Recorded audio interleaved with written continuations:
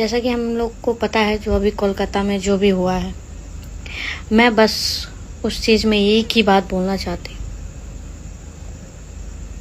कि इसका कोई मतलब नहीं है, इस वर्ड का। बेटी पढ़ाओ बेटी बचाओ, बेटी पढ़ाओ बेटी बचाओ, कोई भी मतलब नहीं है।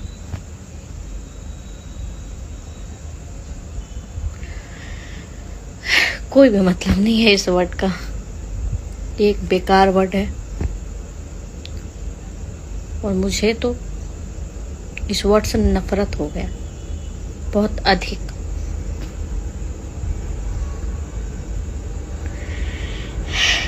तो मुझे लगता है ना कि आप लोग अपने दिमाग में ये डाल लो, कोई मतलब नहीं है इस शब्द का।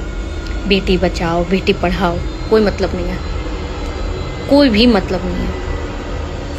जैसा कि हम लोग को पता है जो अभी कोलकाता में जो भी हुआ है, मैं बस उस चीज़ में एक ही बात बोलना चाहती हूँ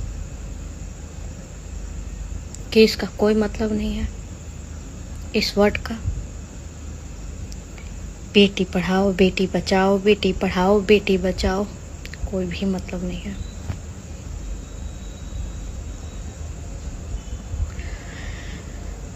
कोई भी मतलब नहीं है इस वर्ड का। ये एक बेकार वर्ड है और मुझे तो इस वर्ड से नफरत हो गया, बहुत अधिक।